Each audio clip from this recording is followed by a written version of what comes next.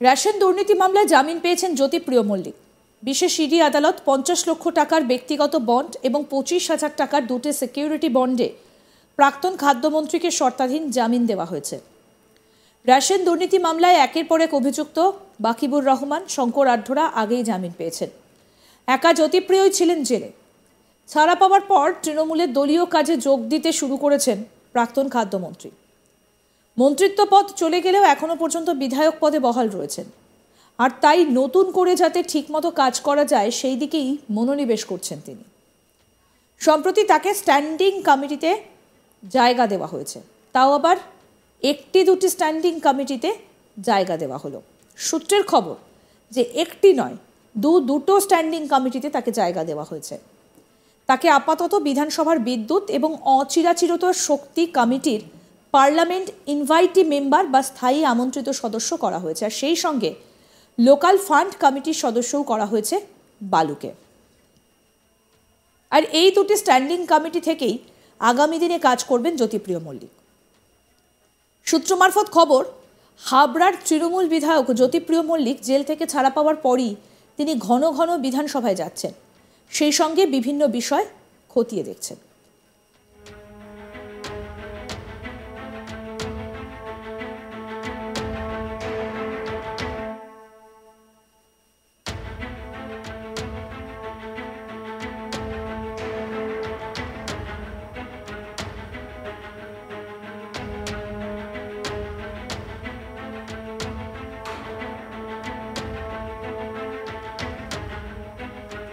Ration দুর্নীতি মামলায় জামিন পেয়েছেন জ্যোতিপ্রিয় মল্লিক। বিশেষ ইডি আদালত 50 লক্ষ টাকার ব্যক্তিগত বন্ড এবং 25,000 টাকার দুটি সিকিউরিটি বন্ডে প্রাক্তন খাদ্যমন্ত্রীকে শর্তাধীন জামিন দেওয়া হয়েছে। রেশন দুর্নীতি মামলায় একের পর এক অভিযুক্ত বাকিবুর রহমান, শঙ্কর আঢ্যরা আগেই জামিন পেয়েছেন। এরা জ্যোতিপ্রিয়রই সঙ্গে এরা ছিলেন জেলে জ্যোতিপ্রিয়র সঙ্গেই। ছাড়া পাওয়ার পরে তৃণমূলের দলীয় কাজে যোগ দিতে শুরু করেছেন প্রাক্তন খাদ্যমন্ত্রী। মন্ত্রিত্বের পদ চলে গেলেও এখনো পর্যন্ত বিধায়ক পদে বহাল রয়েছেন, আর তাই নতুন করে যাতে ঠিকমতো কাজ করা যায় সেই দিকেই মনোনিবেশ করছেন তিনি। সম্প্রতি তাকে স্ট্যান্ডিং কমিটিতে জায়গা দেওয়া হয়েছে, তাও আবার একটি নয়, দুটো স্ট্যান্ডিং কমিটিতে জায়গা দেওয়া হলো। সূত্রের খবর, তাকে আপাতত বিধানসভায় বিদ্যুৎ এবং অচিরাচরিত শক্তি কমিটির পার্মানেন্ট ইনভাইটি মেম্বার বা স্থায়ী আমন্ত্রিত সদস্য করা হয়েছে, আর সেই সঙ্গে লোকাল ফান্ড কমিটির সদস্যও করা হয়েছে বালুকে। এই দুটি স্ট্যান্ডিং কমিটিতে থেকেই আগামী দিনে কাজ করবেন জ্যোতিপ্রিয় মল্লিক। সূত্র মারফত খবর, হাবড়ার তৃণমূল বিধায়ক জ্যোতিপ্রিয় মল্লিক জেল থেকে ছাড়া পাওয়ার পরই তিনি ঘন ঘন বিধানসভায় যাচ্ছেন, সেই সঙ্গে বিভিন্ন বিষয় খতিয়ে দেখছেন। আমাদের প্রতিনিধি অনির্বাণ সিংহ রায় কি প্রতিবেদন তুলে ধরেছেন, শুনব।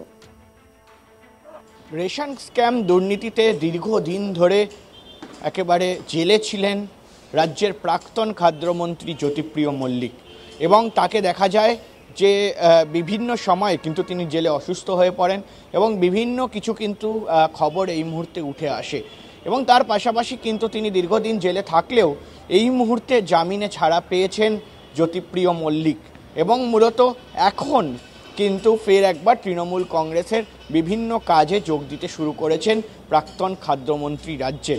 এবং আমরা দেখি যে জ্যোতিপ্রিয় মল্লিক, যিনি বালুদা নামে পরিচিত, তিনি কিন্তু এই মুহূর্তে দাঁড়িয়ে একেবারে নিজের ফের একবার বিধায়ক হিসাবে কাজ শুরু করার জন্য কিন্তু তৎপর ভূমিকা পালন করছেন।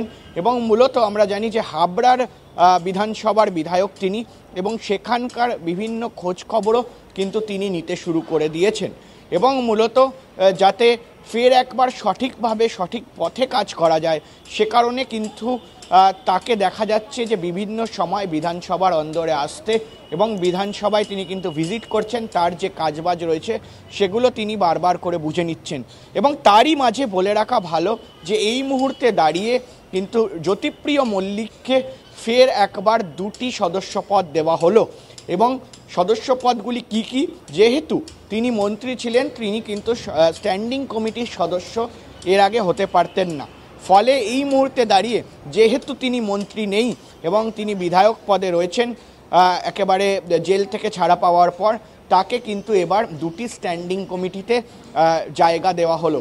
এবং মূলত যে স্ট্যান্ডিং কমিটিতে জায়গা দেওয়া হলো সেটা বলে রাখি যে অচিরাচরিত শক্তি বিভাগ, সেই বিভাগে কিন্তু তাকে স্ট্যান্ডিং কমিটিতে জায়গা দেওয়া হয়েছে এবং তার পাশাপাশি বিদ্যুৎ দপ্তর, সেই বিদ্যুৎ দপ্তরেও কিন্তু তাকে স্ট্যান্ডিং কমিটিতে সদস্যপদ দেওয়া হয়েছে। ফলে এই যে দুটি সদস্যপদ রয়েছে সেই দুটি সদস্য পদে কিন্তু এই মুহূর্তে স্ট্যান্ডিং কমিটিতে থেকে জ্যোতিপ্রিয় মল্লিক আগামী দিনে কাজ করবে এবং এমনটাই কিন্তু বিধানসভা সূত্র মারফত আমরা খবর পাচ্ছি যে কোথাও গিয়ে এখন জেল থেকে ছাড়া পাওয়ার পর কিন্তু জ্যোতিপ্রিয় মল্লিক তিনি ঘন ঘন বিধানসভায় যাচ্ছেন, বিধানসভার বিভিন্ন কাগজপত্র নথি খতিয়ে দেখছেন এবং যাতে কাজ কোনো রকমভাবে থমকে না থাকে, বিধায়ক হিসাবে যাতে তার কাজ তিনি পালন করতে পারেন সেই বিষয়টার দিকে কিন্তু তিনি এখন খোঁজ খবর নিতে শুরু করে দিয়েছেন।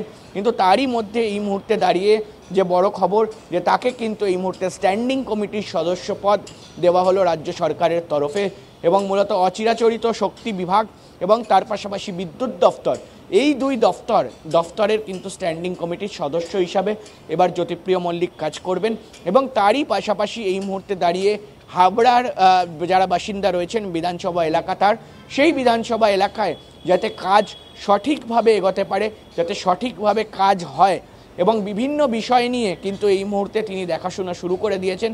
মূলত এখন দেখার যে আগামী দিনে ফের একবার যখন 2026 সালের নির্বাচন আসবে সেই 26 সালের নির্বাচনে তিনি টিকিট পান কিনা এবং টিকিট পেলে ঠিক দল তাকে কোন জায়গা থেকে টিকিট দেন এবং তার পাশাপাশি তিনি ফের একবার 2026 সালে যখন যদি জেতেন তাহলে ফের একবার কোনো মন্ত্রিত্ব পদে তাকে বসানো হয় কিনা সেটাই এই মুহূর্তে এখন দেখার। রেশন দুর্নীতি মামলায় একের পর এক অভিযুক্ত বাকিবুর রহমান, শঙ্কর আঢ্যরা আগেই জামিন পেয়েছেন।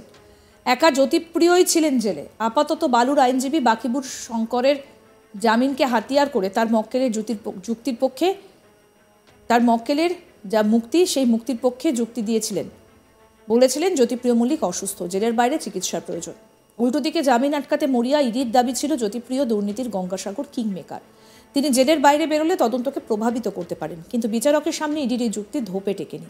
তারপরই শর্ত সাপেক্ষে জামিন দেওয়া হয় জ্যোতিপ্রিয় মল্লিককে। বিশেষ ইডি আদালতের বিচারকের পর্যবেক্ষণে তদন্ত প্রক্রিয়া চলে এবং তারপর মামলার ট্রায়াল শুরুর এই মুহূর্তে সম্ভাবনাও নেই। তাই জ্যোতিপ্রিয়কে জামিন দিতে সমস্যা নেই। তবে তার এই জামিন ছিল কিন্তু শর্ত সাপেক্ষে। জেল মুক্তির পরও কয়েকটি বিষয় তাকে মেনে চলতে বলা হয়। তদন্তকারী আধিকারিকদের সহযোগিতা করতে হবে, বিচার প্রক্রিয়ায় নিয়মিত উপস্থিত থাকতে হবে, সাক্ষীদের প্রভাবিত করা চলবে না, পাসপোর্ট ভিসা জমা রাখতে হবে এবং আদালতের অনুমতি ছাড়া রাজ্যের বাইরে যেতে পারবেন না।